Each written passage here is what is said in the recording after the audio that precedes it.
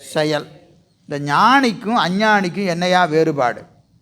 ஞானிக்கும் அஞ்ஞானிக்கும் என்ன வேறுபாடு அப்படின்னா, ஒரு வகையில் வேறுபாடே இல்லை. யாருக்கு? ஞானிக்கும் அஞ்ஞானிக்கும் ஒரு வகையில் வேறுபாடே இல்லை. இருளில் இருப்பவனுக்கும் மிகப்பெரிய பிரகாசத்தில் இருப்பவனுக்கும் ஒன்றும் தெரியாது. இருட்டாக இருக்குது, ஒன்றுமே தெரியாது. இப்போ நம்ம இரவில் வண்டி ஓட்டுறவங்களுக்கெல்லாம் தெரியும், வராம்பர் லைட்டை போட்டுக்கிட்டு 10 லைட்டை போட்டு வராயா, என்ன முன்னாடி என்ன இருக்குதுன்னே தெரியல, சொல்கிறோமா இல்லைங்களா? ஏன் அப்படியே இப்போல்லாம் அந்த வெள்ளை கலரு எல்இடி லைட்டை போட்டு வரான், அப்படியே கண்ணில் அடித்தவொன்னே என்ன ஆகுது? ஒன்றுமே தெரியல. மிக்க இருளில் இருப்பவனுக்கும் மிக்க ஒளியில் இருப்பவனுக்கும் வேறுபாடு இல்லை. 2 பேர்த்துக்கு என்ன தெரியாது? ஒன்றுமே தெரியாது. ஒன்றுமே தெரியாது. இருள் இருப்பவனுக்கு இருள் மட்டும் தெரியும், ஒளியில் இருப்பவனுக்கு ஒளி மட்டும் தெரியும். அதுக்குள்ளே பொருள் தெரியாது. இருளுக்குள்ளே மறைந்திருக்கிற பொருள் யாருக்கு தெரியாது? இருள் இருக்கிறவனுக்கு தெரியாது. மிக்க ஒளியில் இருக்கிறவனுக்கு பொருள் எதுவுமே தெரியாது. எது தெரியும்? ஒளி மட்டும்தான் தெரியும். ஒளி மட்டும்தான் தெரியும். இருள் என்பது ஆணவம், ஒளி என்பது சிவம். ஆணவத்துக்குள்ளேயே கடக்கிறவனுக்கு ஆணவத்தை தவிர ஒரு பொருளும் தெரியாது, அது கேவல நிலை.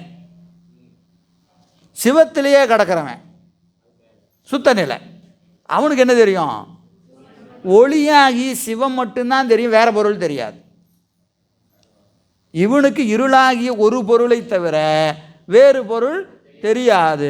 அவனுக்கு ஒளியாகிய சிவத்தை தவிர வேறு பொருள் தெரியாது. இந்த 2 இல்லாமல் சகலத்தில் இருக்கிறான் ஒருத்தன். இவனுக்கு எப்படி தெரியுது? இருளும் தெரியுது, ஒளியும் தெரியுது, பொருளும் தெரியுது. பொருள் என்ன பொருள்? உலகமாகிய போகமும் இவனுக்கு தெரிகிறது. அப்போ இது என்னது? சிவப்பிரகாசம் 95. சிவப்பிரகாசம் 95 தான். என்னது? ஏற்கனவே போன வகுப்பில் கூட சொன்னோம், ஞாபகம் இருக்கா? அகம்புறம் என்று 2ஆல் அச்சனை புரியும் இந்த சகம்தனில் 2மின்றி தமோமயமாகி எல்லாம் நிகழ்ந்திட மகிழ்ந்து வாழும் நிர்மயர் போல ஒருவன் கடவுளை பற்றியே கவலைப்படாமல் சந்தோஷமாக இருக்கிறான். அவனுக்கு கடவுளை பற்றியெல்லாம் கவலையே கிடையாது. இன்பம் வந்தால் ஏன் வந்துச்சுன்னு கேட்க மாட்டான், அனுபவிச்சுக்குவான். துன்பம் வந்தாலும் அது எதாவது போகிறதுக்கு வழி இருக்கா, எதை பண்ணோன்னா அவன் அப்படியே வச்சுட்ருப்பான். இது ஏன் வந்துச்சு, இப்படி வந்துச்சா, புண்ணியத்தால் வந்துச்சா, பாவத்தால் வந்துச்சா, பெரிய ஆராய்ச்சியெல்லாம் பண்ண மாட்டான். அவன் பாட்டுக்கு போயிட்டே இருப்பான். அவனுக்கு இன்பத்தை பற்றியும் கவலை இல்லை, துன்பத்தை பற்றியும் கவலை இல்லை. உலகத்தை என்ன செய்வான்? அனுபவிச்சுட்டு போயிட்டே இருப்பான். இங்கே ஞானிகள் அவர்களும் இன்பத்தை பற்றி கவலைப்பட மாட்டாங்க, துன்பத்தை பற்றியும் கவலைப்பட மாட்டாங்க. இன்பம் வந்தாலும் பெருமான் திருவருள் அப்படின்ட்டு போயிடுவாங்க, துன்பம் வந்தாலும் திருவருள்ன்ட்டு போயிடுவாங்க. அவங்களுக்கு என்ன கிடையாது? ஆராய்ச்சியும் அனுபவமும் இல்லை. இன்பத்தை பற்றி பெரிய அனுபவம் ஆராய்ச்சியெல்லாம் பண்ண மாட்டாங்க, துன்பத்தை பற்றியும் அவர்களுக்கு ஒன்றும் இல்லை. இப்போது ஞானி சிவத்தை தவிர வேறு ஒன்றையும் காண மாட்டான், அவனுக்கு கவலை இல்லை. அஞ்ஞானிக்கு உலகத்தை தவிர ஒரு பொருளும் தெரியாது, அவனுக்கும் கவலை இல்லை. நடுவில் நம்ம என்ன செய்கிறோம்? 2ம் கெட்டானா இருக்கிறோம். இப்போ நமக்கு உலகமும் தெரியுது, சிவமும் தெரியுது. இன்பம் வரும்போது ஏன்லாம் கேள்வி கேட்கறது கிடையாது. துன்பம் வந்தா எனக்கு ஏன் வருது, எனக்கு தெரிஞ்சு நான் ஒரு பாவமும் பண்ணலை. எல்லாரும் சொல்கிற டைலாக் தானே, எனக்கு தெரிஞ்சு நான் ஒரு பாவமும் பண்ணலை. என்ன பாவம் பண்ணலை? நீங்கள் போன பிறவி ஆனால் தெரியாதியா, விட்டுருங்க. இந்த பிறவியை எடுத்து ஒரு லிஸ்ட்டு தான் போடுவோமே, போட்டால் ஒரு பக்கமெல்லாம் பத்தாது, ஒரு குயர் நோட்டு வேணும் இல்லையா? அதெல்லாம் மறந்து போச்சுங்க அப்படின்னு சொன்னால் கூட 1 வருஷத்துக்குள்ளே எழுதுவோமே. இருக்கா இல்லையா கணக்கு? நமக்கு தெரிஞ்சே இருக்குது, தெரியாத கணக்கெல்லாம் விட்டுருவோம். நம்ம இன்னும் என்ன செய்து கொண்டு இருக்கிறோம்? வினையை ஈட்டி கொண்டு தான் இருக்கிறோம். அப்போது இன்பம் வருகிற போது ஏன்னு கேள்வி ஏதாவது ஆன்மா கேட்டிருக்கா? யோசிச்சு பாருங்கள். இப்போ அடியாரையே வைத்துக்கொள்வோம், நமக்கு திடீர்னு ஒரு இன்பம் வருது, இது எப்படி வரும்? எனக்கு தெரிஞ்சு நான் ஒரு புண்ணியமும் பண்ணதில்லையே, இது எப்படியா எனக்கு வரும் அப்படின்னு என்னைக்காவது ஆராய்ச்சி பண்ணியிருக்கிறோமா?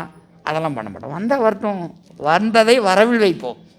வந்ததை வரவில் வைப்போம். ஆனால் துன்பம் வந்துட்டால் மட்டும் எனக்கு மட்டும் ஏயா வந்துச்சு, எனக்கு தெரிஞ்சு நான் ஒரு பாவமும் பண்ணலை, யாரையும் நான் கெடுக்கணும்னு கூட நினச்சதில்லை, எனக்கு போய் இப்படி ஒன்று வந்துருச்சு. இப்படியா? இப்போ இன்ப துன்பங்களை நாம் அனுபவித்து இந்த திருவருளையும் பொருந்த முடியல. இந்த அஞ்ஞானி போல் எதை பற்றி கவலைப்படாமல் நம்மளால் இருக்க முடியல. இந்த நிலை இயல்பானது. இந்த நிலை இயல்பான காரணம் நம்ம எங்கேருந்து வரோம்? இந்த அஞ்ஞானி நிலையிலிருந்து ஞானியை நோக்கி பயணிக்கிற பொழுது இடையில் இந்த ரெண்டும் கலந்த ஒரு கலவையாக நம்முடைய அறிவு இருக்கும். இதுதான் அறிவை திருத்தம் செய்கிற நேரம். இப்போ நமக்கு இதெல்லாம் தோணுச்சுன்னா பெருமாள் என்ன செஞ்சுட்டு இருக்கிறான்னு அர்த்தம்? அறிவை திருத்தி கொண்டு இருக்கிறான், அறிவை திருத்தி கொண்டு இருக்கிறான். அதைங்க சொல்கிற ஒளியும் இருளும் ஒருமைத்து, ஒளியும் இருளும் ஒருமைத்து. இருட்டும் வெளிச்சமும் ஒன்று தான். ஏன் அப்படின்னா பன்மை தெளிவு தெரியாது, பல பொருள் அங்கே தெரியாது. இருட்டில் இருட்டு மட்டும் தெரியும், வேறு பொருள் தெரியாது. வெளிச்சத்தில் வெளிச்சம் மட்டும்தான் தெரியும், வேறு பொருள் தெரியாது. பன்மை தெரியாது. பன்மைனா பல பொருள். பல பொருள் எதில் தெரியாது? மிகுந்த இருட்டிலையும் தெரியாது, மிகுந்த ஒளியிலையும் தெரியாது. கொஞ்சம் இருட்டு கொஞ்சம் வெளிச்சம் இது இருந்தால் எப்படி தெரியும்? எல்லாம் தெரியும், எல்லாமே தெரியும். பன்மை தெரியும், பன்மை தெரியும். யார்? நமக்கு தான். நமக்கு எல்லாம் தெரியும். சிவம் தெரியுதா? தெரியுது. உலகம் தெரியுதா? தெரியுது. சாதனை தெரியுதா? எல்லாத்தையும் அப்படியே தொட்டுக்கிட்டே இருப்போம். சாதனையும் தொடுவோம், உலகத்தையும் தொடுவோம், சிவத்தையும் தொடுவோம். இது என்ன ஆகும்? முதல்ல உலகத்தின் மீது பிடி அதிகமாக இருக்கும். ஏன்னா நம்ம அப்படி தான் பிடிச்சிக்கிட்டு இருந்தோம். உலகத்தை நல்லா கட்டி பிடிச்சிக்கிட்டு விடமாட்டேன் அப்படின்னு இருந்தால்தான் நாம். இப்போ அப்படியே ஒரு கையை எடுத்து சிவத்தை தொட்டு பார்க்கலாமா அப்படின்னு இந்த பிடி, உலகத்தின் மீது இருக்கிற பிடி என்னாவது? கொஞ்சம் தளர்ந்த உடனே சிவத்தை அப்படி தொட்டு பார்ப்போம். தொட்ட உடனே நல்லாதாயா இருக்குது, நல்லா தான் இருக்குது. ஆனால் இதுவும் நல்லா இருக்கிறது, உலகமும் நன்றாக இருக்கிறது, சிவமும் நன்றாக இருக்கிறது என்று என்ன செய்யும்? இங்கே இருந்த அந்த பிடிப்பில் ஒரு கூறு எது மேலே வைக்கும்? சிவத்தின் மேலே வைக்கும். அப்படி வச்ச உடனே அந்த இன்பத்தை நுகர நுகர நுகர நுகர அனுபவிக்க அனுபவிக்க இதன் மீது பற்று மெல்ல மெல்ல இறுகும். இந்த உலகப்பற்று மெல்ல மெல்ல தளர்ச்சி அடையும். இது எவ்வளவு விடுதோ, 100% இதை பிடிச்சிட்டு இருந்தது, அப்படியே சிவத்தை ஒரு 5% பிடிச்சா 95,000. இது 10, 15, 20ன்னு பிறகு என்ன ஆகும்? இது குறைஞ்சிக்கிட்டே வரும். ஒரு கால எல்லையில் எப்படி நிற்கும்? சரிசமமாக நிற்கும், சரிசமமாக நிற்கும். அப்புறம் மெல்ல என்ன ஆகும்? அப்படியே இது பெருகி கொண்டே வரும். சிவத்தின் மீது இருக்கிற பற்று பெருகி கொண்டே வரும், உலகத்தின் மீது இருக்கிற பற்று குறைந்து கொண்டே வரும். ஒரு கால எல்லையில் உலகப்பற்றை முழுமையாக இந்த ஆன்மா விடும். விடுற வரைக்கும் இந்த குழப்பங்கள்லாம் நமக்கு இருக்க தான் செய்யும். நம்ம அறிவு அப்படி தான் இருக்கும். நம்ம அறிவில் இது எத்தனை % இருக்குது, இது எத்தனை % இருக்கிறது யார் சொல்கிறது? பெருமான் தான் சொல்லணும், நாம் சொல்ல முடியாது இல்லையா? எனவே பன்மை தெளிவு தெரியார், பன்மை தெளிவு தெரியார் செயல். அந்த முழு தெளிவு பெற்றவரும் தெளிவு பெறாதவரும் போல ஏனையோர் இருப்பர். நாம் எப்படி இருப்போம்? ரெண்டாவும் இருப்போம். ஒரு நேரத்தில் பார்த்தா தெளிவாக தெரிவோம், ஒரு நேரத்தில் பார்த்தா தெளிவில்லாத மாதிரி இருப்போம். சரி, அப்போது இந்த அஞ்ஞானிக்கும் ஞானியும் கிட்டத்தட்ட ஒன்று தான் அப்படின்னு சொன்னோம் இல்லையா? இவருக்கும் ஒன்றும் தெரியாது, இவருக்கும் ஒன்றும் தெரியாது. அப்போ 2 பேர்த்துக்கும் அருள் ஒரே மாதிரி இருக்குமா? அவனுக்கு ஆணவத்தை தவிர ஒன்றும் தெரியாது, இவருக்கு சிவத்தை தவிர ஒன்றும் தெரியாது. ஆனால் 2 பேரும் கவலை இல்லாமல் இருக்கிறாங்க, 2 பேரும் கவலை இல்லாமல் இருக்கிறாங்க. அப்போ 2 பேரும் ஒன்றா அப்படின்னு கேட்டால், ஒன்றுங்கிறது எப்போ? ஒரு பொருள் தான் தெரியும், வேறு பொருள் தெரியாதுங்கிற வகையில் மட்டும்தான் ஒன்று. ஆனால் அனுபவம், அவருடைய அனுபவம் வேறு, இவருடைய அனுபவம் வேறு. அது எப்படிப்பட்டது அப்படின்னா அடுத்த பாட்டு சொல்கிறார். கிடைக்கத்தகுமோ நற்கேண்மையர்க்கு அல்லால் எடுத்து சுமப்பானை இன்று. இன்று இன்று என்பது முத்தி காலத்தில், இந்த முத்தி நிலையில்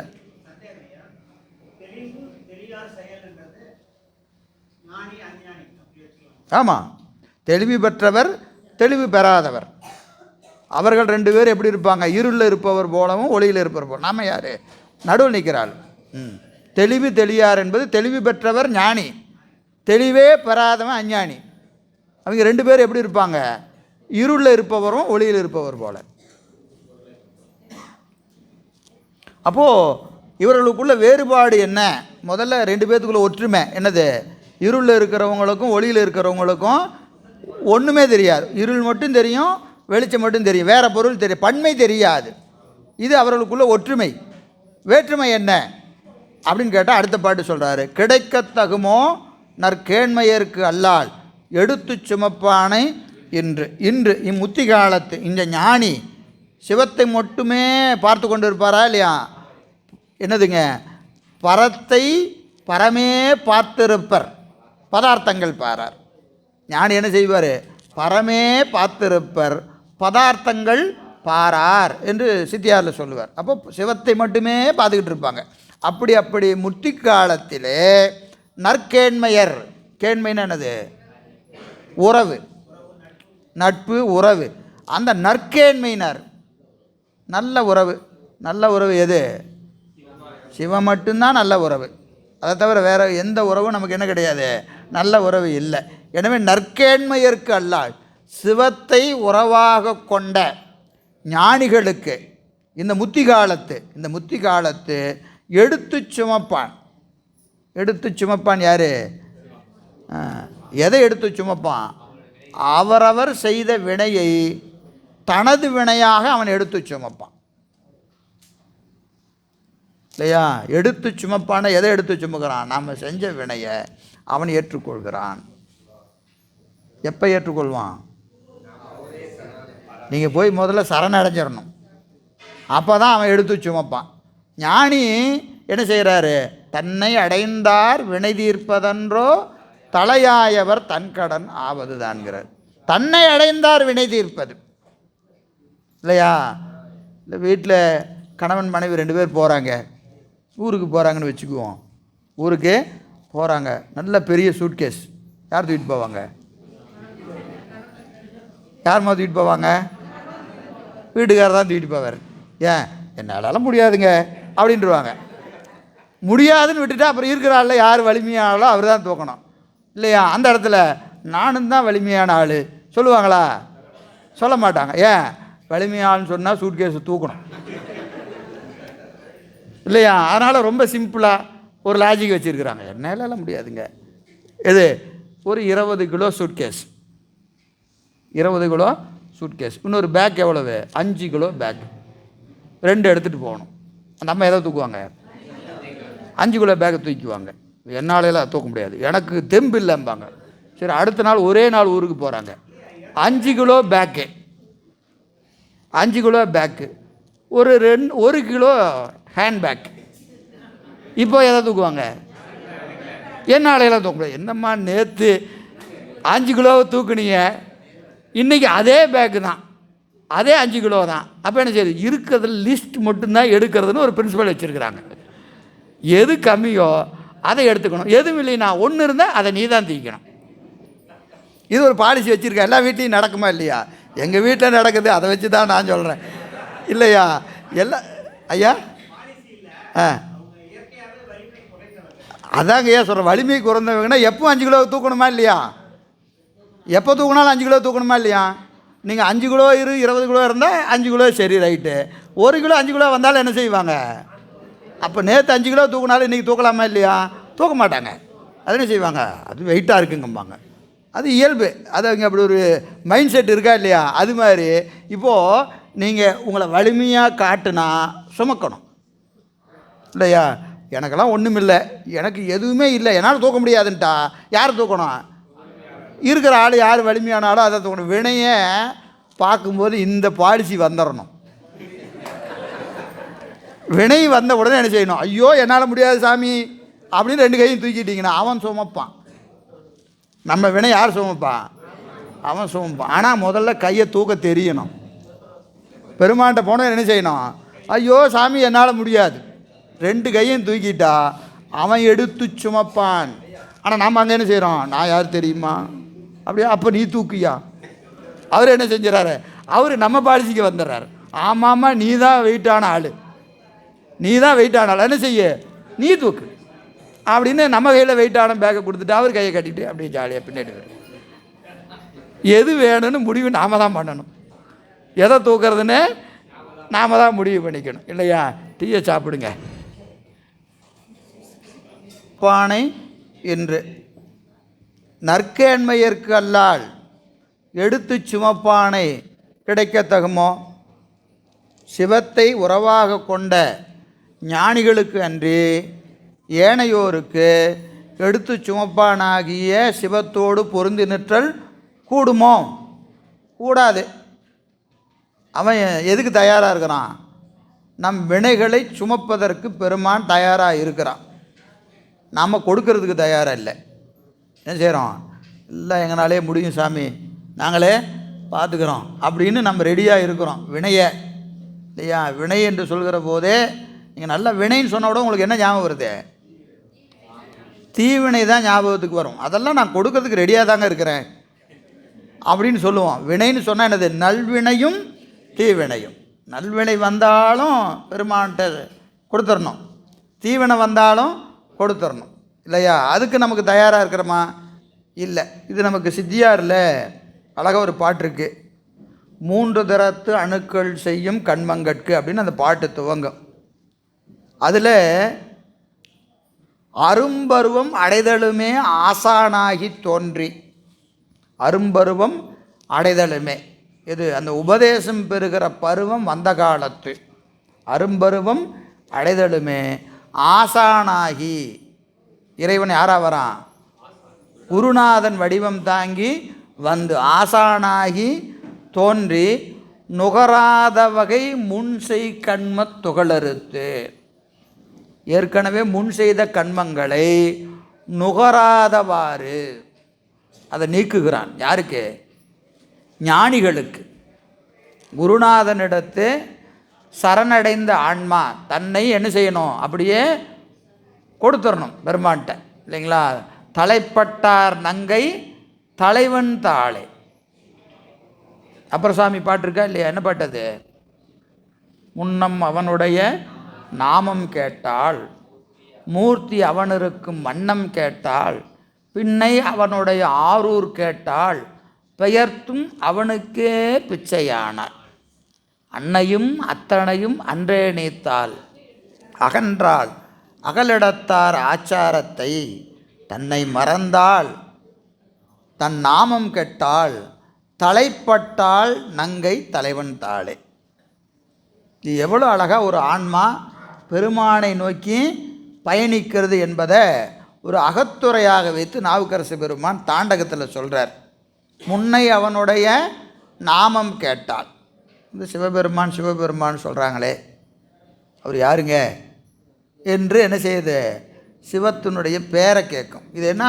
இப்போ ஒரு பெண் பார்க்குற பருவம். ஒரு பெண் என்ன செய்கிறா? இந்த திருமண பருவம் வந்துச்சு. வந்த உடனே என்ன செய்கிறாங்க? ஒரு பெண் பார்க்க வராங்க அப்படின்னு சொன்ன உடனே யார் வராங்க, அவருக்கு பேர் என்ன அப்படின்னு கேட்பான். அப்புறம் எந்த ஊருக்காரரு அப்படின்னு கேட்பான். அப்புறம் அது அம்மா உறுதி செஞ்சப்பட்ட உடனே நினப்பு பூரா அவனை பற்றியே நினைக்க தோண்டிடும். முன்னை அவனுடைய நாமம் கேட்டால், மூர்த்தி அவனிருக்கும் வண்ணம், கருப்பாக இருப்பாரா சிவப்பாக இருப்பாரா எப்படி இருப்பார் என்ன ஏது அவரை பற்றிய ஃபர்தர் டீட்டெயில்ஸ். மூர்த்தி அவனிருக்கும் வண்ணம் கேட்டால், பின்னை அவனுடைய ஆரூர் கேட்டால், எந்த ஊருக்காரு என்று கேட்பார். அப்புறம் பெயர்த்தும் அவனுக்கே பிச்சையானார். என்னது? அப்படியே அந்த ஊரை பற்றி நினைப்பு, வீட்டுக்கார் வரப்போகிற கணவரை பற்றிய நினைப்பு, எல்லாம் நினைப்பு பூரா அவர் மேலேயே போயிட்டுருக்கும் இல்லையா? எனவே பெயர்த்தும் அவனுக்கே பிச்சையானார். திருமணம் முடிஞ்சது. அன்னையும் அத்தனையும் அன்றே நீத்தார். அம்மா அப்பாலாம் விட்டாச்சு எல்லாம். நீ அது எங்கள் வீட்டுக்கு வாங்க, யாரை கூப்பிடுவா? அம்மாவை கூப்பிடுவா. இது அவள் வீடு இல்லை. இப்போ எது அவள் வீடு அங்கே ஆயிடுச்சு. ஏம்மா எங்கள் வீட்டுக்கு வரவே மாட்டேங்கிற அப்படின்னு அம்மாவை கூப்பிடுவா. ஏன்? பிறந்த வீடு போச்சு, புகுந்த வீடு தான் அவள் வீடு ஆயிடுச்சு. அன்னையும் அத்தனையும் அன்றே நீத்தாள், அகன்றால் அகலிடத்தார் ஆச்சாரத்தை. பிறந்த வீட்டோட ஆச்சாரத்தை என்ன செஞ்சிட விட்டுட்டா. இது வரைக்கும் பிறந்த வீட்டில் ஒரு பழக்க வழக்கம்லாம் இருக்கா இல்லையா? அந்த பழக்க வழக்கம்லாம் விட்டாச்சு. இனி அவளுக்கு பழக்க வழக்கம்லாம் எங்கே? புகுந்த வீட்டில் என்ன பழக்க வழக்கமோ அதுதான் அவளுக்கு வழக்கம் இல்லையா? அகலிடத்தார் ஆச்சாரத்தை விட்டாள். அன்னையும் அத்தனையும் அன்றே நீத்தாள்.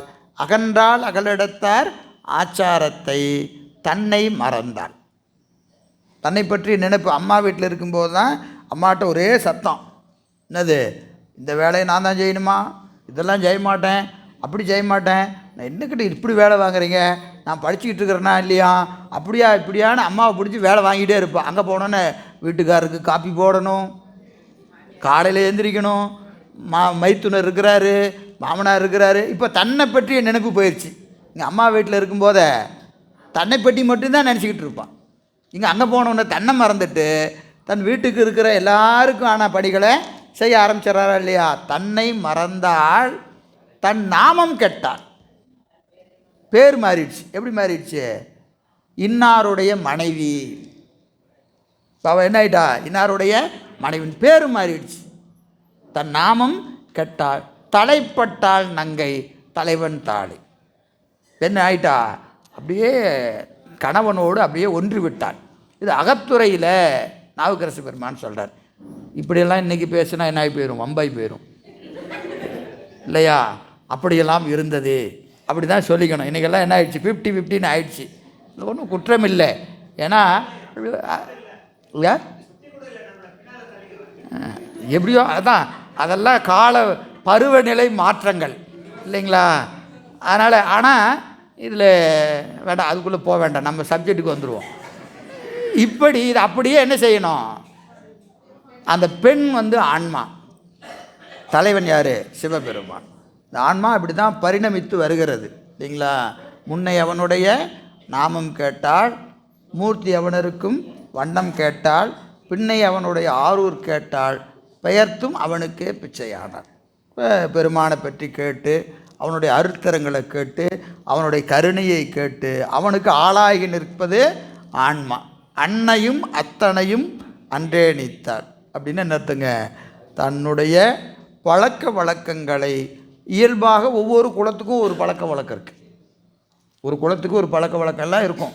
ஆனால் அதெல்லாம் என்ன ஆயிடுச்சு? இப்போது அந்த சிவனடியார் என்கின்ற ஒரு நிலைக்கு வருகிற போது அந்த பல குல வழக்கங்கள் மாறுபாடு எய்தும். தப்பான்னு கேட்டால் வாய்ப்பு இருந்தால் செய்யலாம். ஆனால் எதற்காக என்ன செய்யக்கூடாது? இந்த ஒழுக்கங்களை விடக்கூடாது. வழிபாட்டிற்குரிய ஒழுக்கங்களை விடாமல் மற்ற வழக்கங்களை நம்ம பின்பற்றலாம். ஆனால் எதற்காக என்ன செய்யக்கூடாது? இதை விடக்கூடாது. சரிங்களா? எனவே அன்னையும் அத்தனையும் அன்றே நீத்தாள். உடலுக்கு தாய் தந்தையரை மறந்தாள். உயிருக்கு தன துணையாகிய பெருமானை நினைக்கிறான். இப்போ அவன் யார்? உயிர் துணை. இவர்கள்லாம் யாருக்கு? உடலுக்கு துணை. இப்போது இவர்கள் இந்த பிறவியில் தான் அன்னையும் அத்தனும். அவன் என்னது? எல்லா பிறப்பிலும். அதனால தான் என்னதுங்க, எல்லா இடத்துலையும் தாயினும் சால பரிந்து. தாயினும், இப்போ அந்த தாய் கூட பசிச்சா தான் ஊட்டுவா, பசிக்காமையே ஊட்டுபவன் யார்? பெருமான் தான். எனவே தாயினும்னார். எனவே அன்னையும் அத்தனையும் அன்றே நீத்தாள். அகண்டாள் அகழ்ந்திடத்தார் ஆச்சாரத்தை தன்னை மறந்தாள். இது ரொம்ப முக்கியம். பெருமானுக்கு ஆளாகி நிற்கிறதுனா தன்னை பற்றிய நினைப்பை விடணும். தன்னை பற்றிய நினைப்பு விடணும். யாரை நினைக்கணும்? பெருமானையே தலைப்பட்டாள் நங்கை தலைவன் தாளே. இப்படி பெருமானை நினைந்திருக்கக்கூடிய அன்பர்களுக்கு என்ன செய்வான்? கண்ம பலனை அவன் எடுத்து சுமப்பான். கண்ம பலனை அவன் எடுத்து சுமப்பான். எனவே அப்படிப்பட்ட அந்த உறவு நற்கேண்மையற்கல்லால் கிடைக்குமோ? கிடைக்காது. சரியா? சரி. எனவே அப்போ இறைவன் திருவடியை நாமளே விரும்பி கூடிட வேண்டியது தான் இல்லையா? நமக்கே தெரியுது அவர் தான் எல்லான்னு இல்லையா? உடனே நம்ம என்ன செய்யலாம்? அன்னையும் அத்தனையும் விட்டுட்டு போயிட வேண்டியதுதான். போயிடலாமா? அப்படின்னா நம்ம நினச்சா போக முடியாது. நம்ம நினச்சா போக முடியாது. என்ன செய்யணும்? அவன் நமக்கு கொடுக்கணும். அவன் நமக்கு கொடுக்கணும். அப்போ ஏன் கொடுக்க மாட்டார் அப்படின்னா பக்குவம் வந்தால் கொடுப்பார். நமக்கு எப்போ பக்குவம் வருகிறதோ அப்போ தான் அதை கொடுப்பார். நம்மளாம் என்ன செய்ய முடியாது? பெற முடியாது. நம்மால் அதை பெற முடியாது. ஏன்னா நம் முயற்சிக்கு உட்பட்டதல்ல. இந்த செயல்களெல்லாம் என்னது, விரும்பலாம், இப்படி கிடைச்சா நல்லா இருக்குமே அப்படின்னு நினைக்கலாம். ஆனால் நம்ம நினைக்கிறதுனால கிடைச்சிருமான்னு கேட்டால் கிடைக்காது. எதுன்னு வரணும், அதற்குரிய பக்குவம் வரணும். அந்த பக்குவம் வந்தால் பக்குவம் நோக்கி பெருமான் நமக்கு அதை கொடுப்பான். ஆனால் கொடுப்பதற்கு அவன் தயாராக இருக்கிறான். பெறுவதற்கு நமக்கு என்ன இல்லை, தகுதி இல்லை. அதனால தான் கிடைக்கல. அது அடுத்த பாட்டில் சொல்கிறார், வஞ்சமுடன் ஒருவன் வைத்த நிதி கவர துஞ்சினனோ போயினனோ சொல். ஒருவன் வைத்த நிதி கவர, ஒருவன் வைத்த நிதி கவர. எப்படி, வஞ்சமுடன் கவர. வஞ்சமுடன் ஒருவன் வைத்த நிதி கவர. இப்போ ஒருத்தருக்கு நல்ல ஒரு உயர்ந்த பொருள் வைத்திருக்கிறார். நல்ல உயர்ந்த பொருள் ஒருத்தர் வீட்டில் வச்சுருக்கிறார். செல்வம், பணம்னு வச்சுக்கங்க, இல்லை வேறு ஏதாவது நமக்கு ரொம்ப பிடிச்ச பொருள், நமக்கு ரொம்ப பிடிச்ச பொருள் எங்கே வச்சுருக்கிறாரு, ஒருத்தர் வச்சுருக்கிறார். இப்போது அவருக்கு தெரியாமல் அந்த பொருளை எடுக்கணும். நமக்கு ரொம்ப பிடிச்ச பொருள் ஒருத்தர் வீட்டில் இருக்குது, அந்த பொருளை நாம் என்ன செய்யணும், அவருக்கு தெரியாமல் எடுக்கணும். அதுக்கு என்ன வழி, திருடணும். எப்போ திருடுறது, ஒன்று அவர் தூங்குற போது போய் எடுக்கலாம், இல்லைன்னா வெளியே போகும்போது எடுக்கலாம். அவர் வீட்டில் இல்லைன்னு தெரிஞ்சால் போய் எடுத்துகிட்டு வந்துடலாம். இல்லைன்னா வீட்டில் இருந்தாலும் தூங்கிட்டு இருந்தால் எடுக்கலாம். ஒன்று தூங்கும்போது எடுக்கலாம், இல்லைனா வெளியே போனால் எடுக்கலாம். அதை தவிர எடுக்கிறதுக்கு வழி இருக்கா? அவர் நல்லா முழிச்சு பக்கத்துலேயே பார்த்துட்டு இருக்கும்போதே அவருக்கு தெரியாமல் அந்த பொருளை எடுக்க முடியுமா? எடுக்க முடியாது இல்லையா? அப்போ அவர்கிட்ட இருக்கக்கூடிய பொருளை நாம் வஞ்சமோடு எடுக்கணும்னா அவர் என்ன செய்யணும், தூங்கணும், இல்லைன்னா வெளியே போகணும். சரியா? இறைவனிடம் இருந்து திருவருளை வஞ்சமுடன் பெறணும். அவனுக்கு தெரியாமல் எப்படியாவது என்ன செய்யணும், அந்த திருவருளை எடுத்துக்கணும் அப்படின்னு முயற்சி பண்ணால் ரெண்டு ஆப்ஷன். என்னது, அவர் தூங்கணும், இல்லைன்னா அருளை இப்படி வச்சுட்டு எங்கேயாவது போகணும். நடக்குமா? வாய்ப்பே இல்லை. அப்போ அது வரணும்னா என்ன செய்யணும், இந்தப்பா வச்சுக்கோன்னு அவர் கொடுத்தாதான்.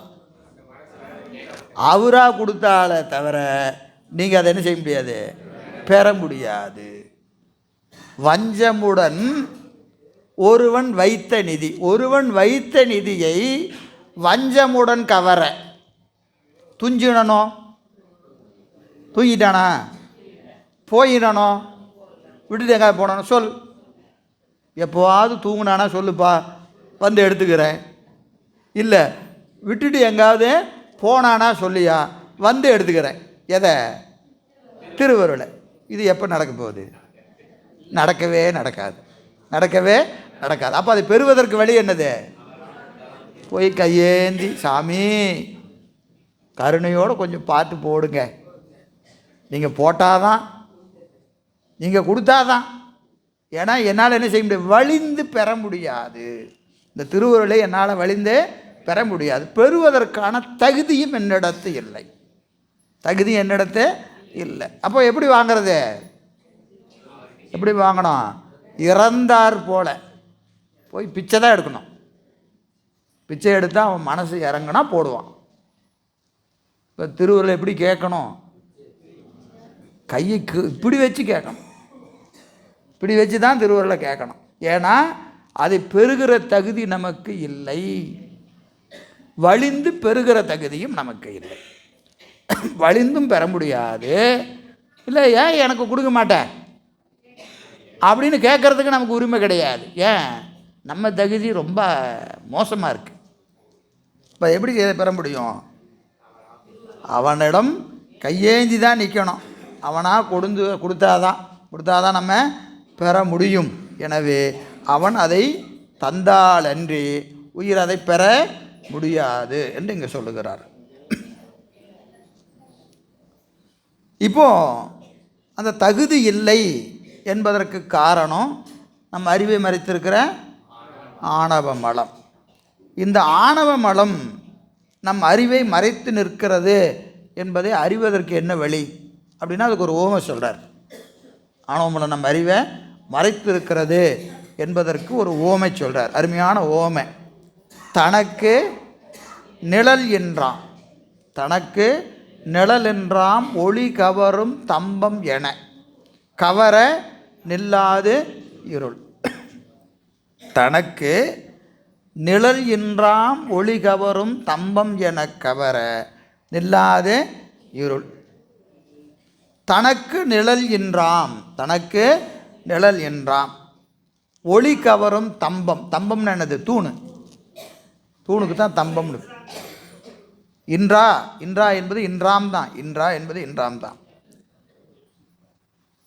ஒரு தூண். என்ன தூண்? படிகத்தூண். படிகம் இருக்கு இல்லைங்களா, கிறிஸ்டல்னு சொல்ல முடியல, கண்ணாடி மாதிரி இருக்கும். ஒரு அப்படியே ஒரு படிக தூண் இருக்கிறது. இப்போ இந்த இடத்துல வச்சுருக்கோன்னு வச்சுங்க, நல்லா உயரமாக ஒரு பெரிய தூண் இருக்கிறது.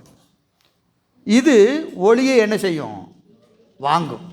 ஒளியை வாங்கும். இப்போது சுத்தமாக இருக்குது இந்த தூண். இந்த தூண் எப்படி இருக்குது? சுத்தமாக இருக்குது. இப்போது கிழக்கில் சூரியன் அடிக்குது, சூரியன் அடிக்கிறது. இந்த படிகத்தின் நிழல் படியுமா? படியுமா படியாதா? சூரியன் வெளிச்சம் படிகத்தில் படுது, படிகத்துக்கு நிழல் உண்டா இல்லையா?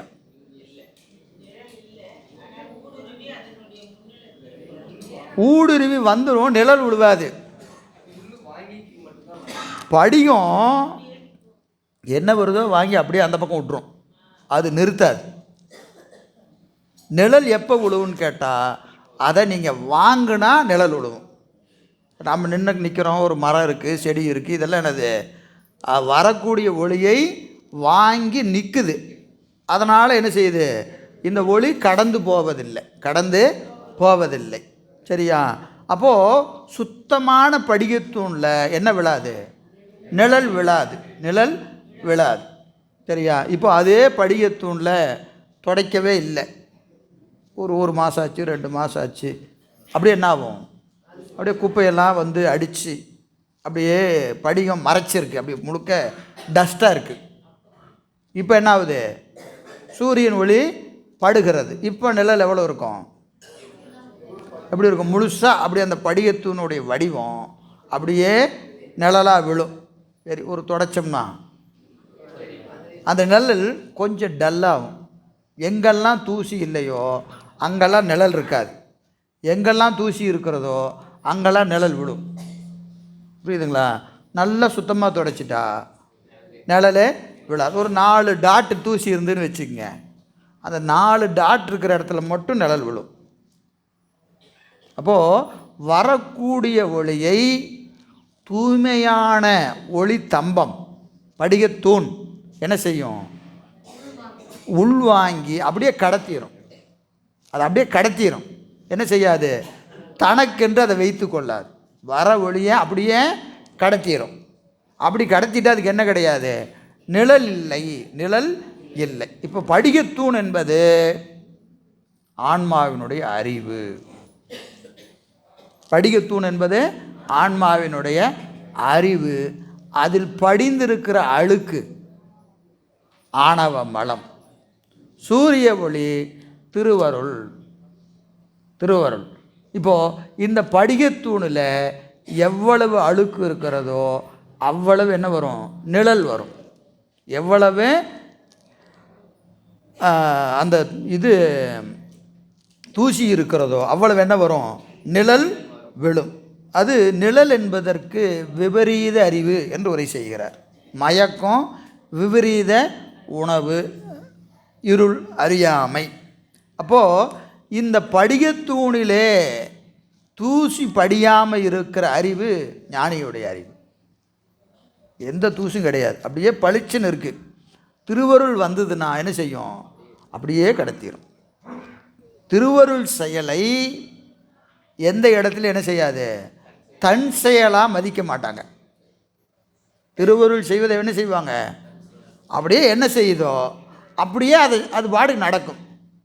போனால் போவார், இருனா இருப்பார், தூங்குனா தூங்குவார், சாப்பிடுனா சாப்பிடுவார், 4 நாள் சாப்பாடு இல்லைன்னா பேசாமல் இருப்பார். பெருமான் எதை நோக்கி இந்த ஆன்மாவை செலுத்துகிறாரோ அதுவாகவே அவர்கள் இருப்பார்கள். அவர்களுக்கு என்ன கிடையாது? தனக்கென்ற ஒரு விருப்போ வெறுப்போ அவரிடத்து இருக்காது. இப்போ நம்ம அறிவெல்லாம் எப்படி இருக்குது? திருவுருள் படிகத்தூணாகிய நம்ம அறிவில் படுது. இங்கே நம்மகிட்ட என்ன இருக்குது? குற்றம் இருக்குது.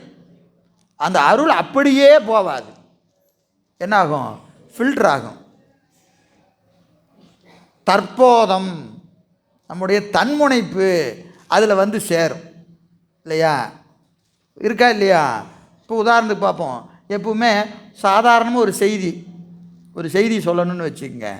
இப்போது ஒருத்தர் ஒன்று சொல்கிறார், இல்லை நம்ம ஒன்று கேட்குறோம். இந்த செய்தியை அப்படியே போய் இன்னொருத்தர்கிட்ட சொல்லுவோமா? நீங்கள் யோசிச்சு பாருங்கள். சும்மா நீங்கள் ஆணவ மூலம் கண்மம் இதெல்லாம் வேண்டாங்க. ஒன்றை கேட்டோம், இன்னொருத்தர்கிட்ட போய் அதை சொல்லணும். புரியுதுங்களா? சொல்லும்போத நம்ம என்ன செய்வோம்? நம்ம விருப்பு வெறுப்பு நம்ம கருத்தை கலக்காமல் நம்மால் கேட்டதை கேட்டபடி சொல்ல முடியாது. என்னைக்காக சொல்லியிருக்கிறோமா? போகிறோம், என்னங்க நடந்தது? அப்படியே உள்ளதை உள்ளபடி வந்தாருங்க, இதை சொன்னாருங்க, இதை செஞ்சாருங்க, இதுதான் நடந்தது அப்படின்னு கேட்டதை கேட்டபடி பார்த்ததை பார்த்தபடி நம்மளால் சொல்ல முடியுமா? சொல்லவே முடியாது. அதில் என்ன வந்துடும்? நம்ம கருத்தை அதில் கலந்துரும். அவர் சொன்னார், ஆனால் அப்படி அவர் சொல்லிடக்கூடாது, இப்படி ஏன் அவர் செஞ்சார்னு தெரியல. இப்போ ஏன்னா அதில் சரி தப்பு வேணும் வேண்டாம், சொன்னவர் யார் நமக்கு வேண்டியவரா, செஞ்சவர் யார் நமக்கு வேண்டாதவரா, இப்படியெல்லாம் என்ன செய்யும்? நம்ம கருத்தை கலந்து தான் நம்மளால் சொல்ல முடியும். உள்ளதை உள்ளபடி விருப்பு வெறுப்பு இல்லாமல் நம்மளால் சொல்லக்கூட முடியாது.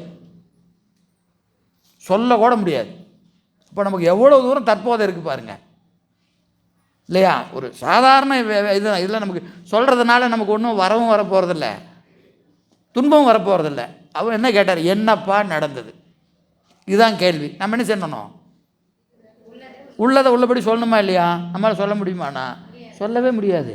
அப்போது நம்ம அறியாமல் எவ்வளோ நம்மை பற்றிய ஒரு கருத்து எவ்வளோ தூரம் அதில் ஆழமாக பதிஞ்சிருக்கு பாருங்கள். நம்ம கருத்தை கலக்காமல் நம்மளால் சொல்லவே முடியாது. அப்படியே எரிபத்த நாயனார் புராணம், எரிபத்த நாயனார் புராணத்தில் அப்படியே செக்குலர் பெருமான் காட்டுறார். எரிபத்த நாயனார் யானையை வெட்டி நிற்கிறார். அங்கே தப்பிய பாகரெல்லாம் போகிறாங்க.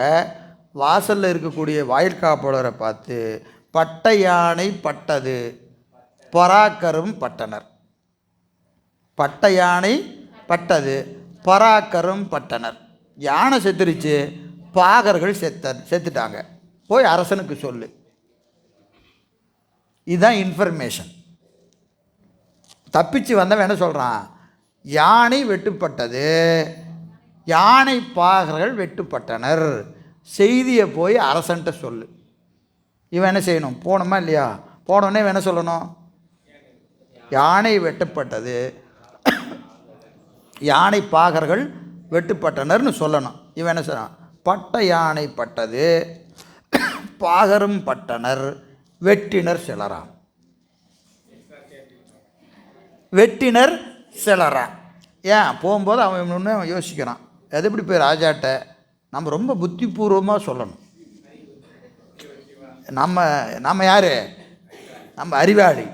போகும்போது கரெக்டாக சொல்லணும். யானை செத்துருச்சு, பாகர் செத்துட்டான், ஒரு ஆள் வாழை வெட்ட முடியுமா? ஒரு ஆளால் வெட்ட முடியுமா? அப்போ நிறைய பேர் வந்திருக்கணும்.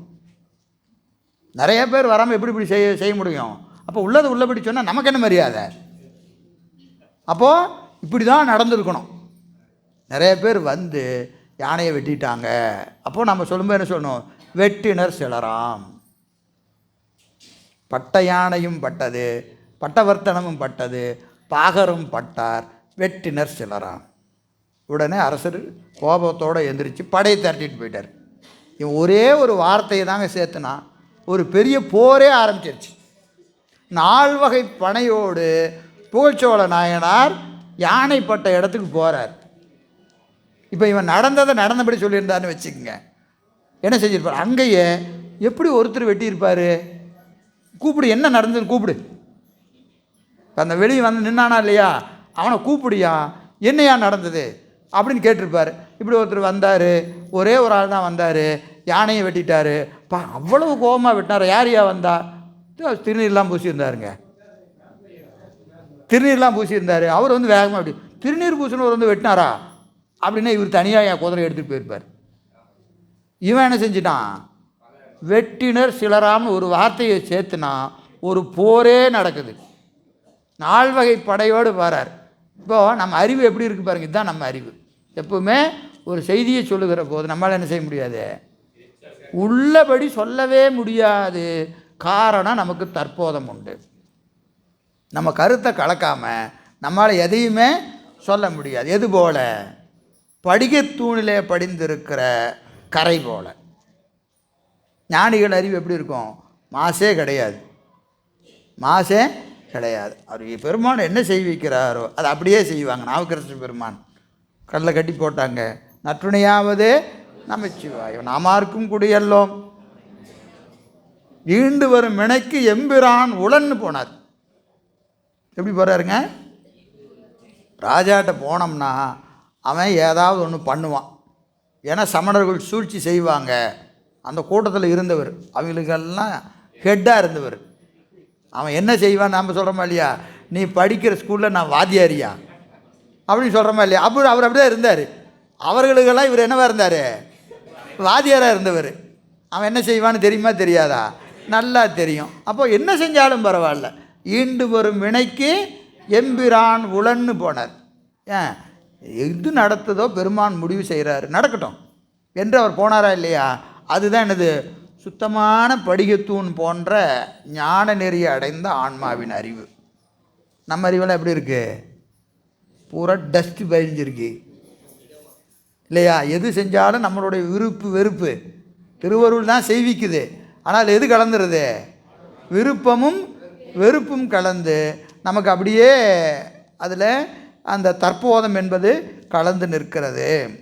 அப்போது அந்த தற்போதம் இல்லாத ஆன்மாக்களுடைய அறிவு எப்படி இருக்கும் அப்படின்னு கேட்டால் அடுத்த ஓமை சொல்கிறார். உற்கை தரும் பொற்கை உடையவர் போல் உண்மை பின் நிற்கை அருளார் நிலை. உற்கை தரும் பொற்கை உடையவர் போல் உண்மை பின் நிற்கை அருளார் நிலை. உற்கை தரும், உற்கை என்பதற்கு ஒளி பொருந்தியது, ஒளி பொருந்திய கை, ஒளி பொருந்திய கை அப்படின்னு ஒரு தீபம், ஒரு தீபத்தை ஏந்திட்டு போகிறாங்கன்னு வச்சுக்கோங்க, அதுதான் உற்கை. உற்கை உற்கை என்பது ஒளி பொருந்திய கை. தரும் பொற்கை, இருட்டில் ஒருத்தன் இருக்கிறான், அவனுக்கு ஒருத்தன் என்ன செய்கிறான்? தீபத்தை பிடிச்சி நின்னானா எப்படி இருக்கும்? ஆஹா, எவ்வளோ சந்தோஷமாக இருக்கும். அப்பா கொஞ்சம் நல்லா காட்டுப்பா, இங்கே கொஞ்சம் காட்டு, எனக்கு ஒன்றுமே தெரியல அப்படி சொல்லுவோமா இல்லையா? அதுபோல் அந்த தீபத்துக்கு பின்னாடி போய் நிற்பான். எங்கே நிற்பான்? இருட்டில் போகணும், இப்போ பின்னாடி இதே கருத்து பின்னாடி அடுத்து 4 பாட்டு தள்ளி வருது. இருட்டில் இருக்கிறோம், ஒருத்தர் என்ன செய்கிறாரு? தீபத்தை பிடிச்சிக்கிட்டு இருக்கிறாரு. நீ எங்கே போகணும்? பின்னாடி போவியா முன்னாடி போவியா? நான் யாருக்கு பின்னாடி போக மாட்டேன். நான் யார் தெரியுமா? உனக்கு பின்னாடி வந்தால் எனக்கு என்ன மரியாதை அப்படின்னு முன்னாடி போனோம்னா என்ன ஆகும்? குழியில் விழ வேண்டியதுதான் இல்லையா? அப்போ என்ன செய்வோம்? எது பாதுகாப்பு? ஒளிக்கு பின்னாடி நிற்கணும். எப்பவுமே ஒளிக்கு பின்னாடி நின்னா நமக்கு பாதுகாப்பு. உற்கை தரும் பொற்கை உடையவர் போல், ஒளியை ஏந்தி இருக்கக்கூடிய கரத்தின் பின்னாடி நிற்பவர் போல, நிற்பவர் போல உண்மை பின் நிற்கை. உண்மை, உண்மை எது? திருவருள். பின் நிற்கை, திருவருளுக்கு பின்னாடி நிற்பது யாருடைய நிலை? அருளார் நிலை. அருளார் எப்பவுமே எதுக்கு நிற்பாங்க? திருவருளுக்கு பின்னாடி நிற்பாங்க. நம்மலாம் பொருளார் எங்கே நிற்போம்? நான் தான் முன்னாடி நிற்பேன். திருவர் கொஞ்சம் பின்னாடி வாங்க, நான் தெரிய மாட்டேங்கிறேன்ல. நான் தெரியணுமா இல்லை? எங்கே போனாலும் யார் தெரியணும்? நான் தெரியணும். அப்போ எங்கே போகிறது? ஒளிக்கு முன்னாடி போகிறது. என்ன ஆகும்? துன்பந்தான் மிஞ்சும். ஒளிக்கு முன்னாடி போனால் துன்பந்தான் மிஞ்சும். ஒளிக்கு பின்னாடி போனால் அது பாதுகாப்பு, உயிருக்கு பாதுகாப்பு. இப்போ எங்கே நிற்கணும்? நாம் தான் முடிவு பண்ணணும். முந்திட்டு முன்னாடி போகக்கூடாது. எதுக்கு முன்னாடி? அருளுக்கு முன்னாடி முந்தக்கூடாது. அருளுக்கு முன்னாடி முந்தக்கூடாது. அருளுக்கு பின்னாடி எப்படி நிற்கணும்? ஒளிஞ்சு பாதுகாப்பாக நின்றுக்கணும். அது எப்படிங்க நிற்கிறது? அது திருவருள் ஒன்றை செய்கிற போது அது அப்படியே ஆகட்டும்னு ஏற்றுக்கொண்டு அதை அப்படியே பின்னாடி நம்மளை மறைச்சிக்கணும். ரொம்ப கஷ்டமான வேலை. நம்ம வகுப்பில் சொல்லலாம், கேட்கலாம், ஆனால் நடைமுறைக்கு வர்றது ரொம்ப ரொம்ப கஷ்டம். ஏன்னா எங்கே நடத்துமோ, எங்கே கிடத்துமோ, எங்கே இருத்துமோ என்றறியேன். எங்கே நடத்துவான்னு யாருக்கு தெரியும் இல்லையா? அப்போது எது நடத்தினாலும் என்ன செய்யணும்? எல்லாம் சிவன் செயல் என்று என். எல்லாம் சிவன் செயல் என்று என். இந்த நிலை வந்துட்டால் நமக்கு என்ன கிடையாது? துன்பம் இல்லை. துன்பம் இல்லை. அப்போது எதுக்கு பின்னாடி நிற்கணும்? அருளுக்கு பின்பாக நின்று அருள் எப்படி செல்கிறதோ, எங்கு செல்கிறதோ அதனோடு தன்னை அடக்கி கொண்டு நாம் என்ன செய்யணும்? பின்னாடி செல்லணும். பின்னாடி செல்லணும். அதங்க சொல்கிற உற்கை தரும் பொற்கை உடையவர் போல் உண்மை பின் நிற்கை அருளார் நிலை. அருளார் நிலை. சரி, அப்போ இந்த சிவத்தை இப்போ பாசஞானத்தாலையும் பசுஞானத்தாலையும் காண முடியுமா அப்படின்னு கேட்டால் முடியாது. அது அடுத்த பாட்டில் சொல்கிறார். ஐம்புலனால் தாம் கண்டது என்றால் அது ஒழிய